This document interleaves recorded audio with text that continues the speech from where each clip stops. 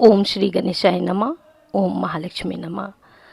धनतेरस की अनंत अनंत शुभकामनाएं मेरे ज्योतिष परिवार के सभी मित्रों।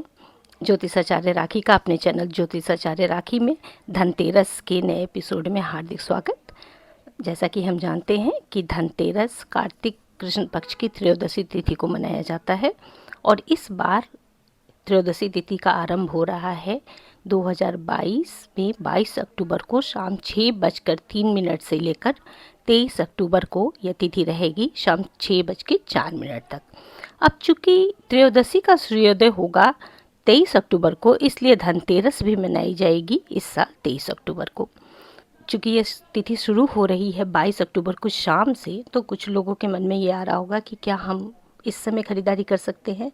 तो आप कर सकते हैं, लेकिन अगर आप उद्या तिथि लेते हैं तो आप 23 अक्टूबर को इसे सेलिब्रेट करें। चूँकि इस पर ग्रहण भी पड़ रहा है, इसलिए दिवाली और धनतेरस ये सारी चीज़ें अपनी उस शेड्यूल से एक दिन पीछे हो रही हैं, क्योंकि हम ग्रहण के दिन तो त्यौहार नहीं मना सकते। इसलिए इस बार जो दीपदान या रूप चतुर्दशी या धनतेरस है, इसकी तिथियों में बहुत सारी दुविधा है। तो मुहूर्त क्या हो धनतेरस में, शुभ मुहूर्त पूजन का या खरीदारी का, तो मैं मुहूर्त बता देती हूँ आपको। सबसे पहले धनतेरस की खरीदारी या पूजन का शुभ मुहूर्त होगा अभिजीत मुहूर्त में, जो कि होगा सुबह 11:59 यानी 59 से लेकर दोपहर 12:46 तक। और दूसरा मुहूर्त होगा शाम के 5:44 से लेकर शाम के 6:05 तक, जिसकी अवधि कुल 21 मिनट की होगी। इसके अलावा एक मुहूर्त प्रदोष काल का भी होगा, जो कि होगा 5:44 से 8:16 रात्रि के। और वृषभ काल का मुहूर्त होगा 6:58 से लेकर 8:54। तो ये सारे तो मुहूर्त थे।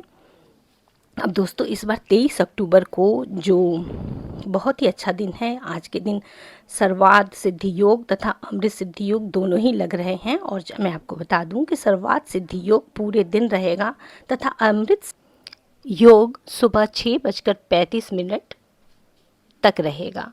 साथ ही आज के दिन शनिदेव मार्गी भी हो रहे हैं। इससे भी कई राशियों को बहुत लाभ होगा तथा सुविधा, बहुत सारी राशियों पर शुभता का प्रभाव आएगा।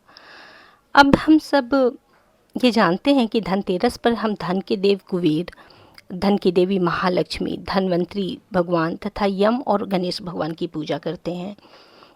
इस दिन का बिजनेसमैन से लेकर परिवार के लोगों तक के लिए, गृहस्थों के लिए भी बड़ा महत्व है, क्योंकि धन और गणेश भगवान की कृपा हर किसी के लिए ज़रूरी है। तो अब धनतेरस पे पूजन का मुहूर्त मैंने बता दिया, उस मुहूर्त पे पूजा करें। और मन में दुविधा आती है कि क्या क्या वस्तुएं खरीदनी चाहिए और क्या नहीं खरीदनी चाहिए।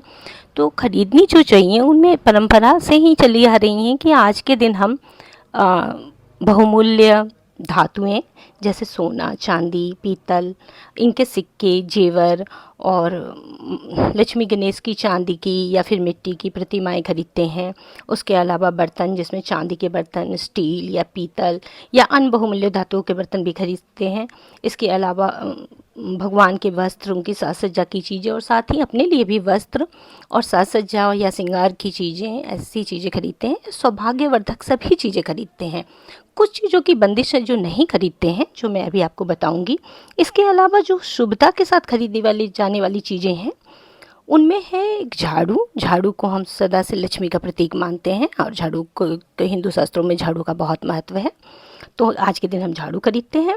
इसके अलावा हम कच्ची हल्दी या हल्दी खरीदते हैं, क्योंकि ये भी शुभता का घोतक है। इसके अलावा हम नमक खरीदते हैं, क्योंकि नमक भी परंपराओं में नज़र उतारने के काम आता है और इसको भी शुभ चीज़ों में एक मानते हैं। तो नमक खरीदते हैं। इसमें सभी से निवेदन है कि आप अपनी परंपराओं का ध्यान जरूर रखें, क्योंकि ज़रूरी नहीं है कि जो मैं बता रही हूँ वो सभी के ऊपर एप्लीकेबल हो। आपकी जैसी परंपरा है आप वैसा चुनाव करें, पर ये चीज़ें भी की जाती हैं। खरीदी जाती हैं। और अब क्या नहीं लाना चाहिए, तो कुछ धातुएं जैसे लोहे से बने बर्तन या लोहे की चीज़ें नहीं खरीदते हैं, क्योंकि इससे हम कहते हैं कि ये शनिदेव का धातु है, तो हम इसको नहीं बढ़ाएंगे। और इसके अलावा कांच की चीज़ें जो कि राहु का प्रतीक मानी जाती हैं, या चीनी मिट्टी की चीज़ें, ये हम आज के दिन नहीं खरीदते हैं या ख़रीदना सही नहीं समझते हैं।